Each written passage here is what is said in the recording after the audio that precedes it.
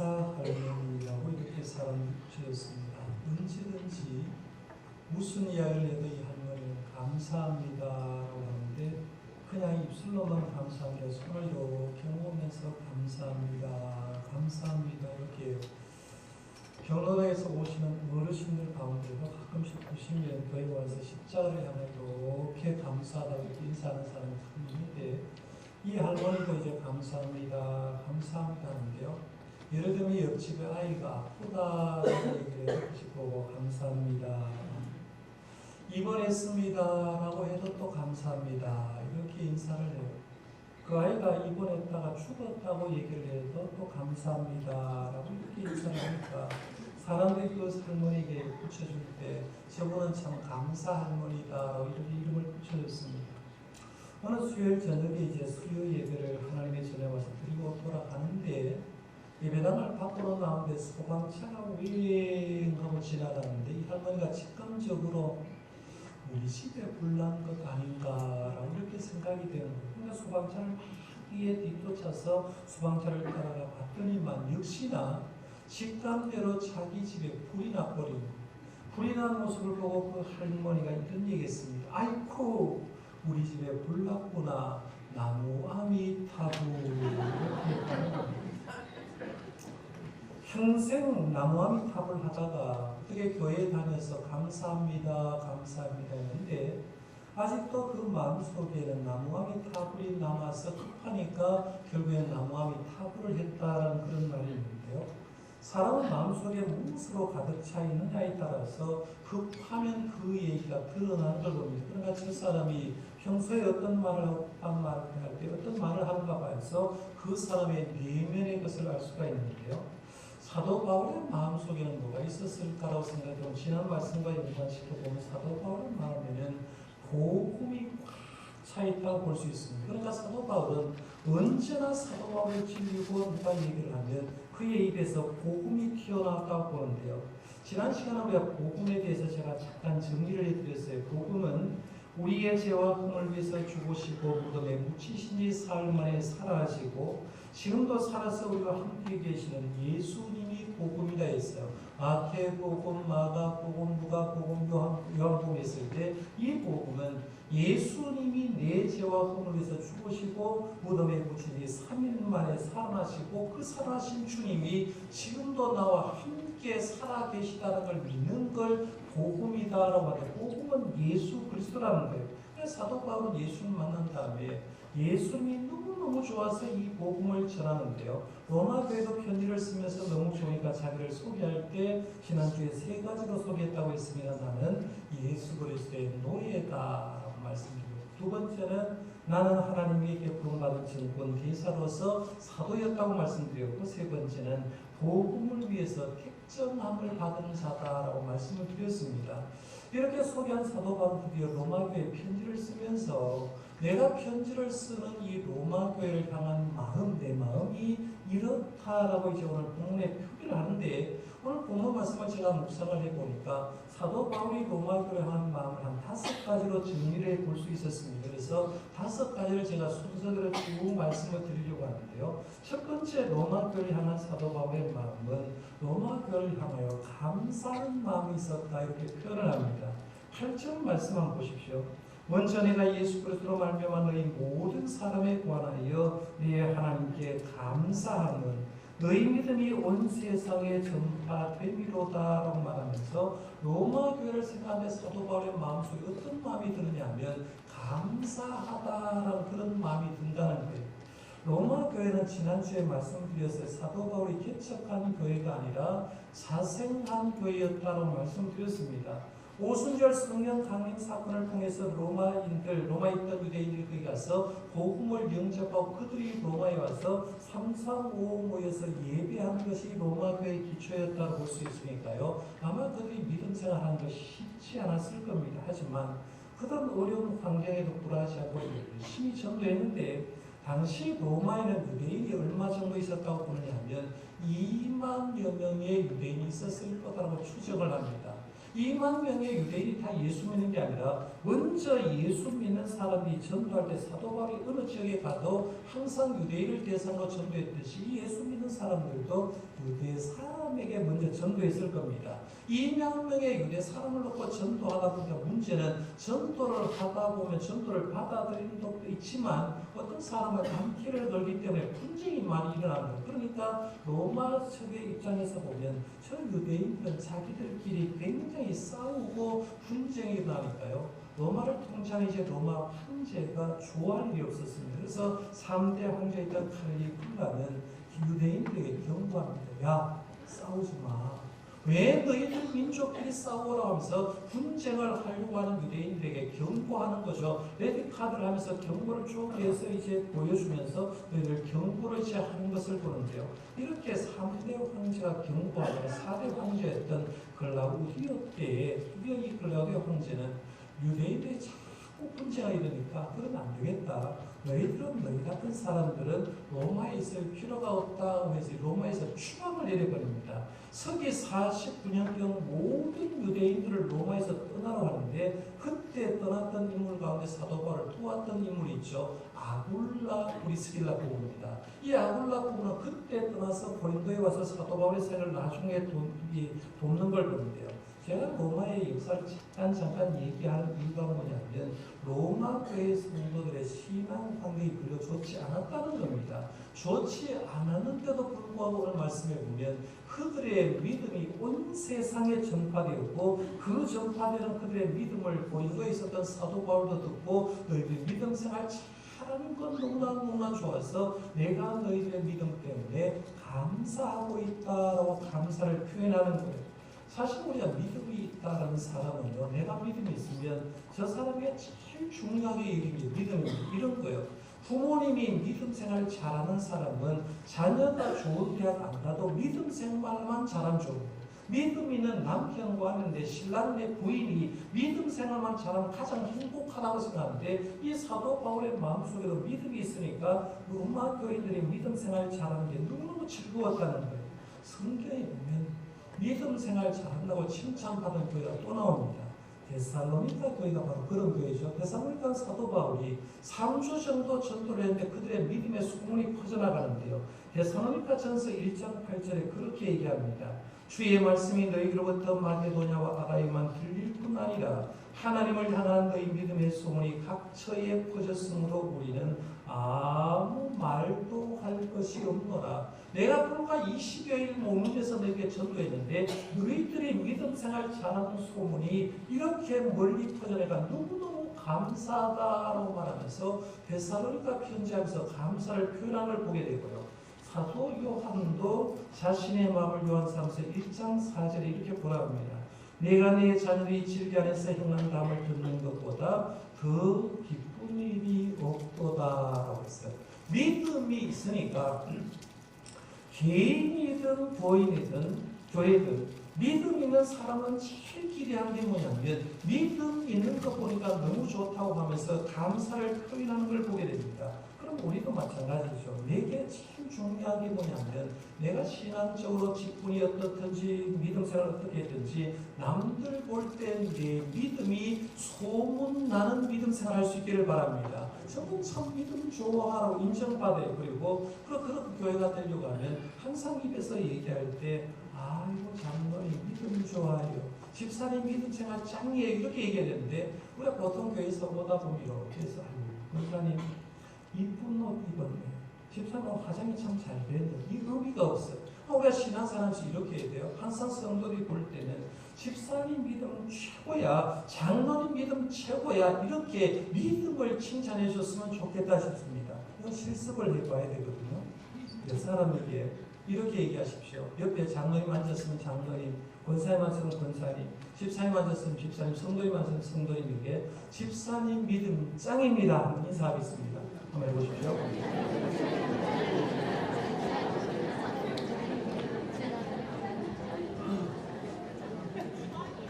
짱이 아닌데 짱이라고 할 필요는 없어요.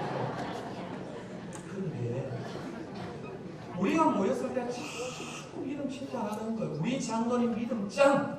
우리 권사님 믿음 짱, 우리 집사님 믿음 짱, 우리 교회 성도님들이 믿음 참 최고입니다 라고 얘기하고 소문나면 남들이 볼 때 정동교회는 믿음 좋은 교회로 인정되는 줄 믿으시기 바랍니다. 사도 바울이 그 얘기하는 거예요. 나는 너희 믿음이 좋은 건 너무너무 감사하다라고 얘기하는 거예요. 두 번째 로마교를 향한 사도 바울의 마음을 표현할 때 두 번째는 늘 기도하는 마음이 있다고 했어요. 9절 말씀 한번 보십시오. 내가 그의 아들의 복음 안에서 내 심령으로 섬기는 하나님이 나의 증인이 되시거니와 항상 내 기도에 쉬지 않고 너희를 말하며 라고 했습니다. 여기 기도는 사랑하면 기도하게 되어 있습니다. 보십시오. 내가 자녀 사랑하면 기도하게 되어 있어요. 내가 남편과 아내를 사랑하면 기도하게 되어 있어요. 목회자가 성도를 사랑하면 기도하게 되어 있고 성도가 목회자를 사랑하면 기도하게 되어 있다는 거죠. 그러니까 사랑하는 대상을 늘 기도하는데 사도 바울은 로마교를 항상 마음에 품었고 있었고 사랑했기 때문에 나와 항상 내 기도에 쉬지 않고 너희를 말했다는 거죠. 그러니까 로마 교회를 향해서 늘 기도했다고 얘기합니다. 오래전 영국 옥스퍼드 대학에서 30이 안 된 젊은 처녀죠. 학생입니다. 여학생이 죽었다고 합니다. 그 여학생의 삶을 많이 보니까 성민같이 참 성결하게 살았다고 얘기를 합니다. 그런데 장례식을 치르는데요. 근데 영적으로 되어있는 사람들은 지금 장례식을 치르거나 예배를 드릴 때 성령님의 임재를 느낄 때가 많습니다. 이 여학생의 장례를 치는데 그 장례식 공중에 뭐가 있냐면 이상한 빛 같은 것이 임재해 있던 걸 깨달은 거죠. 성령님이 거기에 임재해 버린 거예요. 성령님이 임재하니까 거기에 있는 모든 사람이 장례식을 통해서 놀라운 은혜를 받는데 장례식이 끝나고 유품을 정리하는데요. 이 30도 안 된 그 처녀의 유품 속에서 하나 놀라운 것이 나왔는데 수첩 하나를 발견한 거예요.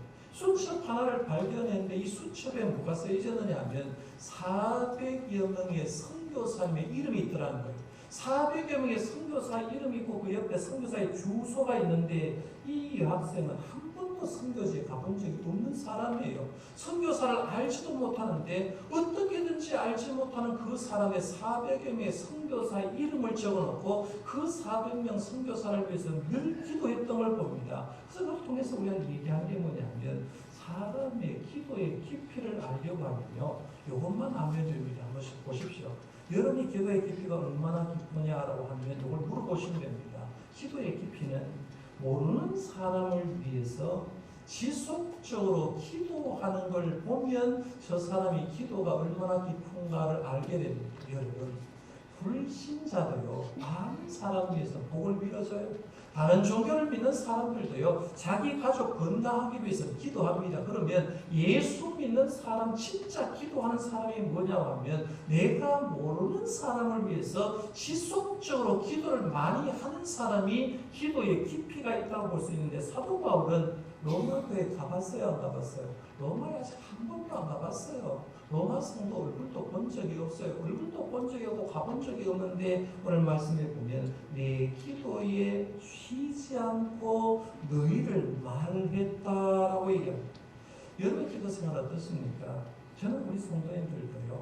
내가 모르는 사람을 위해서 지속적으로 좀 기도해 주기를 바랍니다. 예를 들면 선교사님이에요. 우리 교회 수많은 선교사님이 해외에 나가서 도와주는데 그분하고 연을 대한 적도 없어요. 어디에 있는지도 잘 몰라요. 그러나 내가 기도할 때 모르는 사람을 위해서 지속적으로 기도하는 것이 필요하고 때로는 그 사람들을 만났을 때 집사님 혹은 선교사님 내가 당신을 위해서 기도하고 있어요 라고 밝혀주는 게 중요합니다. 왜냐하면 하나님의 일을 하는 사람은요. 기도를 누가 나를 위해서 한다는 걸 아는 순간에 굉장히 힘이 될 때가 많아요. 그러니까 밝힐 필요가 있는데 사도 바울은 로마교를 통해서 나는 너희를 위해서 늘 기도하는 마음을 가지고 있다라고 이렇게 얘기했어요. 그 다음에 세 번째 사도 바울은 로마교회에 향한 마음을 표현할 때 로마에 가고 싶다라는 이런 표현을 했어요. 10절 말씀을 보십시오. 10절에 보면 어떻게 하든지 이제 하나님의 뜻 안에서 너희로 나갈 좋은 길 얻기를 구하노라 했죠. 너희에게로 나갈 좋은 길, 로마로 가기를 원했다는 거예요. 13절 상반절에 봐도 형제들아 내가 여러 번 너희에게 가고자 하는 것을 너희가 모르기를 원하지 아니하노리라고 말하면서 여러 번 나는 너희에게로 가고자 했다고 했어요. 사도행전 19장 말씀에도 그런 말씀이 나왔어요. 사도행전 19장 21절에 보면 이 일이 있은 후에 바울이 마게도냐와 아가야로 거쳐 예루살렘에 가기로 작정하이르되 내가 거기 갔다가 로마도 보아야 하리라 이렇게 했어요. 말씀에 기록한 것처럼 사도 바울은 로마에 가고 싶었습니다. 일반적으로. 그런데 성령이 허락을 안 해줬습니다.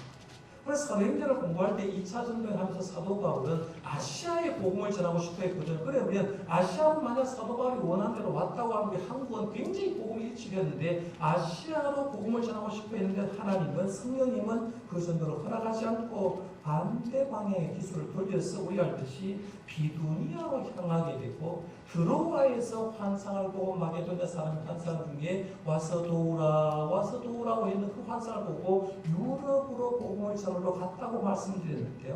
사도 바울의 장점이 바로 이것입니다. 사도 바울은 자신의 계획이 있었어요. 자신의 뜻도 있었어요. 예를 들어서 고린도에서 로마로 가고 싶으면 그 고린도에서 로마 가는 배표만 끊으면 갈 수 있어요. 배표만 끄고 배만 타면 가는데 자기의 의지대로 가는 것이 아니라 성령님이 시키는 대로 했기 때문에 3차 전도를 마무리하고 다시 예루살렘에 와서 선교 복음을 한 다음에 죄수의 몸이 돼서 그로부터 한 4년 후에 로마로 죄수의 몸으로 들어가는 걸 보게 됐다는 거죠. 그러니까 사도 바울은 가고 싶다고 자기 뜻대로 하는 것이 아니라 성령의 뜻에 순종했던 걸 봅니다. 그다음에 네 번째 로마교를 하는 사도 바울의 마음은 복음을 전하고 싶은 마음이 간절했다고 얘기했어요. 11절 말씀을 보십시오. 내가 너희 보기를 간절히 원하는 것은 어떤 신령한 은사를 너희에게 나누어 주어 너희를 견고하게 하려 함이니 했어요. 14절 15절 말씀. 헬라인이나 야만이나 죄 있는 자나 어리석은 자에게 다 내가 비친 자라 그러므로 나는 할 수 있는 대로 로마에 있는 너에게도 복음 전하기를 원하노라 했어요. 오늘 본문을 묵상하다 보면 좀 요하스럽다는 생각이 들었어요. 왜냐하면 사도 바울 8절 말씀에 로마 교인들이 믿음 생활 잘하는 걸 보고 첫 번째 어떤 마음을 든다고 했어요? 어떤 마음이 있다고 했죠? 감사하는 마음이 있다고 했어요. 그러면 로마 사람들, 로마 교회는 지금 믿음 생활 잘하고 있다라고 이렇게 생각할 수 있어요. 감사하다고 했어요. 그런데 감사한 그 로마 교회의 믿음을 생각하면서 15절 말씀에는 이렇게 얘기합니다. 그러므로 나는 할 수 있는 대로 로마에 있는 너희에게도 복음 전하기를 원하노라라고 했어요. 여기서 너희에게도 복음 전하기를 원한다고 했는데 그러면 여기서 너희는 누굴 얘기하는 거예요? 여기서 너희는 누구예요? 로마 교인들을 얘기합니다. 로마 교인들을 얘기하는데요. 로마 교인들을 대상으로 나는 복음 전하기를 원한다라고 얘기하는데 일반적으로 성도님들은 그런 얘기합니다. 복음은 누가 들어야 돼? 복음은 예수 안 믿는 사람이 들어야 돼라고 얘기합니다. 그러니까 예수 믿는 사람들은 나는 예수 믿니 알고 복음을 알고 있기 때문에 안 들어도 되고 예수 옛자도 모르는 사람에게 복음을 전해야 된다라고 이렇게 얘기를 합니다. 그래서 사도 바울은 그렇게 얘기하지 않습니다. 너희 믿음 좋지. 믿음 좋은 거 감사한데 믿음 좋은 너희들이 들어야 될 게 뭐냐면 나는 할 수 있는 대로 로마에 있는 너희에게도 복음 전하기를 원하노라고 말하면서 너희들 복음 듣기를 원하고 있다는 얘기입니다. 다시 한번 로마 교회를 한번 생각해 보겠습니다. 계속해서 지금 로마서를 생각할 거니까요. 로마 교회는 자생한 교회라고 했어요. 서기 30년경에 자생한 교회입니다. 그러면 사도 바울이 3차 전도를 하면서 이 로마서를 기록할 때가 서기 57년경입니다. 이 로마서를 기록할 때 고린도에서 머물면서 자기의 신앙 고백서와 같은 바울 신앙의 진수와 같은 로마서를 쭉 기록하면서 이제 기록을 하게 되는데 그러면 로마 교회가 만들어지고 형성된 지 얼마 정도 기간이 지났느냐면 약 26년에서 27년쯤 지났을 때를 대상으로 하고 있습니다. 여기에 문제가 있습니다. 신학교에 가면 노골적으로 이런 얘기를 합니다. 역사가 오래된 교회일수록 복음이 죽어있기 쉽다. 30년 이상 된 교회는 성장하기 어렵다. 교회 성장해서 이렇게 얘기를 합니다. 물론 다 그런 것도 아니에요. 보편적으로 그렇게 얘기를 합니다. 이런 거예요. 오래된 교회일수록 복음은 사라지고 분쟁하는 교회가 의외로 많이 있습니다. 여러분 분쟁하는 교회 한번 들어가 보십시오. 다 교회 역사가 오래된 걸 보게 됩니다. 그리고 분쟁하는 성도를 보면 새 가족이 분쟁하는 게 아니라 교회 오래 다니는 사람이 분쟁하고 있는 걸 보게 됩니다. 그리고 오래된 교회일수록 성장하는 교회가 별로 없을 것입니다. 왜 이런 현상이 벌어질까요? 그 교회는 예수를 믿은 지 오래된 사람이 많기 때문에 그렇습니다. 여기 교회는 건물이 아니라고 말씀드렸어요. 예수를 구주로 영접한 공동체가 교회입니다. 그러면 문제는 오래된 교회, 오래 다닌 성도가 잃어버린 게 있는데 그게 뭐냐면 복음의 감격을 상실한 채 교회를 다니는 사람들이 의외로 많다는 거죠. 물론 다 그런 건 아니라고 제가 말씀드렸어요. 다 그런 건 아니지만 아마 교회 다니는 많은 사람들 가운데 오래 다닐수록 복음의 감격을 상실해서 그저 교회 다녀야 되니까, 내가 교회 교인이니까, 내가 교회 중직자니까 교회 다니는 사람들이 의외로 많이 있다는 얘기입니다. 이거는 오늘날 교회만 그런 게 아니라 에베소 교회도 그런 교회에서 뜨거웠던 에베소 교회가 요한계시록에 가니까 이렇게 말하잖아요. 예수님이 하신 말씀입니다. 요한계시록 2장 4절에 그러나 너를 책망할 것이 나니 너의 처음 사랑을 버렸느니라. 그렇게 뜨거웠던 에베소 교회가 30-40년만 딱 지나가니까 그들이 처음 사랑을 버렸다고 말하면서 네가 어디서 떨어졌는지 회개하고 그 신앙을 회복하라라고 이렇게 얘기하는데요. 제가 한번 물어볼게요. 우리 한준직 분 대답해 보십시오. 우리 한준직은 구원받은 감격을 가지고 있습니까? 억지로 대답하죠 지금요. 구원의 감격이라 이런 겁니다. 구원을 주시는 하나님께 대한 감격이에요. 그리고 구원받은 자로 기쁨입니다. 쉽게 말하면 내가 예수님 때문에 감격하고 예수님 때문에 기뻐져야 돼요. 내가 지금 언제나 막 콕 찌르는데 집사님, 권사님, 장로님 기쁩니까로 말하면 예수님 안에서도 나 감격하고 예수님 때문에 기뻐요라고 대답하면 지금 살아있는 사람인데 어느 순간에 그 감격과 기쁨이 사라진 채 교회를 다니는 사람이 많습니다. 인상 쓰면서 예배드릴 때가 굉장히 많다. 예수 믿은 지 20년, 30년, 40년 성도님들 이런 구원의 감격을 지금 가지고 있습니까? 물어보시기 바랍니다. 지금 우리 한국 교회 안에는 교회는 다니지만 복음에 대해서 무지한 사람들 의외로 많이 있습니다. 쉽게 말하면 복음의 본질은 모르고 복음의 부수적인 것만 바라는 성도들이 의외로 많고요. 복음은 이미 다 알고 있다고 교만한 성도도 많아요. 쉽게 말하면 이런 거예요. 내가 성경 한 번도 안 보면서 성경 내용 다 안다고 착각하는 거예요. 말씀을 안 보면서 말씀을 뜻을 가르치는데도 진리의 말씀이 거기서 끊임없이 솟아나오는데도 불구하고 그 말씀도 모르면서 나 성경 다 알고 있지라고 착각하고 사는 사람들 많다는 거예요. 복음의 불감증에 걸린 성도들도 많이 있다는 거예요. 사도 바울은 이렇게 얘기합니다. 믿는 사람도 복음이 필요하다는 거예요. 믿는 사람이 제대로 복음을 알아야 된다. 이 얘기를 하는 거예요. 오늘 로마 교회를 향하여 너희 믿음 좋은 게 소문나기는 났지만 그 믿음 좋은 데다가 너희들이 해야 될 게 뭐냐면 진짜 복음 들어야 돼. 복음을 나는 너희에게 전하고 싶다라고 얘기하는 거예요. 사랑하는 성도 여러분, 목회자부터 우리 정도교회 모든 성도는 복음을 기대하시길 바랍니다. 복음의 감격을 회복하시길 바랍니다. 이게 없는 교회 수없이 많은 힘이 없다는 거예요. 사도 바울이 그렇게 복음을 전했던 이유가 14절 말씀대로 나는 복음의 빚진 자다라고 했어요. 헬라인이나 야만이나 지혜 있는 자나 어리석은 자에게 다 내가 빚진 자라. 여기서 헬라인은 헬라 문화권에 있는 사람입니다. 헬라 말을 사용하고 헬라 철학을 아는 사람들, 한마디로 말하면 문명인이라고 얘기하는 거예요. 이 문명인 반대가 이제 야만입니다. 사도 바울은 로마에는 모든 사람에게 복음을 전할 빚을 가지고 있기 때문에 나는 복음을 전한다라고 했어요. 그 다음에 11절에 보면 이 복음을 전하는데 신령한 은사로 나누고 싶다 했어요. 그러니까 11절에 보면 신령한 은사라는 말이 나오는데 이 신령한 은사는 크게 말하면 복음을 얘기하고 작게 얘기하면 사도 바울이 받은 은사를 얘기합니다. 그러니까 복음과 사도 바울이 받은 은사를 나누어줘서 너희들의 믿음이 컸으면 좋겠다라고 얘기하는 거예요. 로마 제국에 왜 이런 얘기했냐면 미국에 사는 사람이 아프리카 오지에 가면 자기도 모르는 사이에 어떻게 될까요? 교만할 가능성이 굉장히 많아요. 로마 제국은 당시에 전 세계를 지배했거든. 그러니까 로마 제국의 로마시 안에 있었던 기독교인들은 자기가 예수 믿으면서 자기들이 제일 똑똑하다고 생각했을 가능성이 굉장히 많아요. 그러니까 내가 예수 잘 믿는다고 생각했는데 사도 바울은 뭐라고 얘기하냐면 너희들에게도 복음 필요하니까 그 복음 전해주고 싶다라고 얘기하는 거예요. 저와 여러분들도 마찬가지입니다. 교회에서 어떤 직분을 가졌다. 교회 연수가 얼마다 하기 전에 우리 모두에게는 복음이 필요한 줄 믿고요. 복음 들으시고 복음의 감격을 회복할 수 있기를 바랍니다. 그래야 내 신앙이 살아나는 거예요.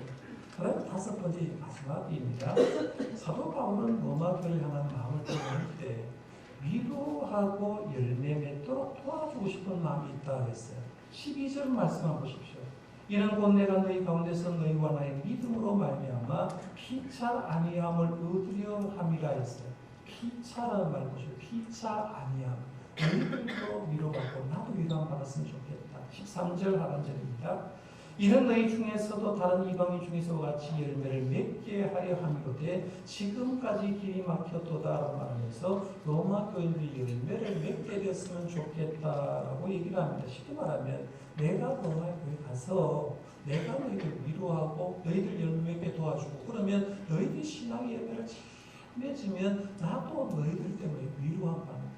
여기 오늘 비가 왔잖아요. 태풍이 뭐예요?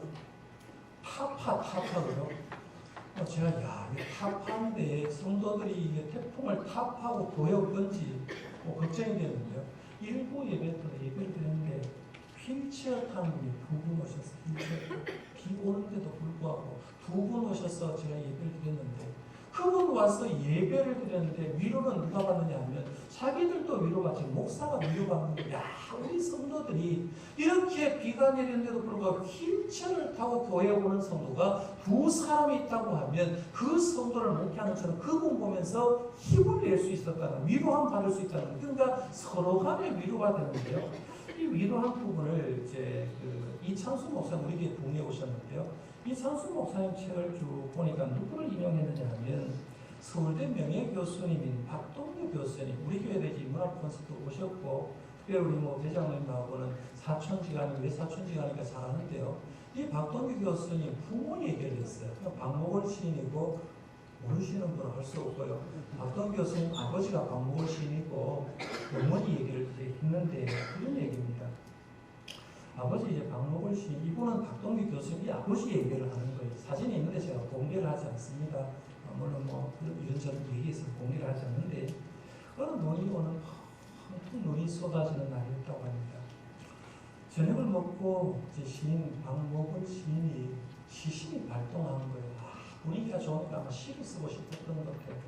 자기 부인에게 상을 좀 가져와라 그랬어요. 요즘이야 여러분들이 집을 하면 주방도 있고 서재도 있고 얘기하지만 옛날에 못 살 때 방 한 칸에 다 살았잖아요.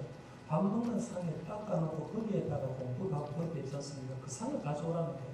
밥 먹고 나서 이 상을 가져오라니까 이 박동규 교수님의 어머니가 상을 깨끗하게 닦아가지고 박모신 씻으라고 방에 들여다 놓고 자기는 그때 당시에 3개월밖에 되지 않은 어린 동생이 하나 있었는데 박동규 동생이 있는데 그 아이를 들고 밖으로 나갔다는 얘기입니다. 저녁에 이제 밖으로 나갔는데 왜 나갔겠어요? 남편 씻으라고 아이 혹시 오면 방해되니까 안 되니까 밖으로 이렇게 나갔는데 눈이 너무 많이 오는 그날 저녁이었다고 합니다. 박모신이 시를 쭉 쓰고 시간이 흘렀는데 어느 순간에 이제 아버지가 박동규 교수 아들을 깨우더라는 겁니다. 깨우면서 하는 말이 뭐냐면 야 통금 시간 다 되어가는데 너희 어머니 아직 돌아오지 않았으니까 네 나가서 너희 엄마 좀 찾아오라는 거예요. 그럼 우리나라가 36년 동안 통금이 있었던 거 여러분 아시잖아요. 통금 젊은 청년들은 통금이 없는데 12시 잘 모르지만 12시부터 새벽 4시까지 통금을 걸어가지고 이동을 하지 못하겠는데 이 박동규 교수님 아버지 그 얘기를 하니까 어린 시절에 옷을 주섬주섬 입고 어머니를 찾으러 나갔다는 얘기입니다. 문제는 나가보니까 저녁부터 온 눈이 쭉 쌓여서 어린 박동규 교수님 발목까지 이렇게 눈이 굉장히 많이 왔다는 겁니다. 어머니가 도대체 어디가 있을까 확 생각나는 게 저 아랫동네 엄마하고 친구분이 계셨는데 거기 가면 있을 거다라고 생각하고 그러면서 골목길을 나서 이제 틀었는데 골목길에서 틀었는데 거기에 누굴 보느냐면 자기 어머니를 보았다는 거예요. 눈은 펑펑 오는데 어머니가 골목 위에 서 있는데요. 요즘이야 뭐 눈이 와도 우산 쓰고 있으면 되는데 옛날에 우산도 제대로 없으니까 우산도 쓰지 않고 그냥 고자기 하나만 자기 덮고 아이를 덮고 가지고 이렇게 있더라는 얘기입니다. 그러면서 아버지 들어오시라고 해요 라고 해서 이제 엄마를 들어오시고 했는데 나중에 세월이 많이 지나서 이 박동규 교수님이 엄마에게 물었다는 거예요. 엄마 그렇게 어려운 시절에 어떻게 하면서 그렇게 참고 살았냐. 그 눈 오는 날 엄마가 밖에 나가가지고 아버지 씻으라고 얘기하는데 몇 시간이나 밖에 나서 그렇게 했었는데 그 어려운 시절을 어떻게 살았냐 이렇게 물었다는 얘기입니다. 그때 어머니가 이렇게 대답했다고 합니다. 그래도 네 아버지는 밤에 그렇게 시를 다 쓰고 나면 발표하기 전에 제일 먼저 나보고 읽으라고 해 하면서 웃더라. 웃음만 지입합니다. 남편 씻으라고 3개월엔 아이 없고 밖에 배려해주고 나는 어머니. 시를 써서 그 시를 첫 번째 읽게 한 것이 날 위해서 씻으라고 배려했던 그걸 알고 방보시는 자기 아내에게 시를 읽으라고 했던 남편의 또 그 마음들 서로 위로해주고 배려해주는 그런 결과를 통해서 위대한 시인이 태어날 수 있었다 그 얘기입니다. 오늘 바울은 로마 교인들에게 그 얘기를 하는 겁니다. 나와 여러분의 관계가 그랬으면 좋겠다. 내가 로마 가서 너희들 신앙을 도와주고 너희들도 위로받고 나도 위로받고 그래서 함께 신앙의 열매가 잘 맺어졌으면 좋겠다 이렇게 표현하는 거예요. 저는 저와 여러분의 관계를 이런 관계가 되기를 바랍니다. 저와 여러분이 함께 도와주고 서로 위로하고 함께 믿음 생활에서 열매를 맺는다고 하면 그야말로 좋은 교회 목회자와 성도인 줄 믿으시길 바랍니다. 이런 관계가 되어야 됩니다. 자, 오늘 말씀을 맺습니다. 오늘 본문의 로마교를 하는 사도 바울의 마음 5가지를 제가 말씀을 드렸어요. 이 5가지를 보면서 사도 바울의 마음만 있는 게 아니라 여러분도 이 마음 속에서 나는 무엇이 부족한가 한번 생각해 보셔야 돼요. 그래서 부족한 걸 생각했고 부족한 걸 좀 보충하셨어요. 사도 바울이 가졌던 마음 나도 가심으로 통해서 진짜 아름다운 목회자와 성도 그런 교회로 만들어가는 저와 여러분들 되시기를 바랍니다. 기도하겠습니다.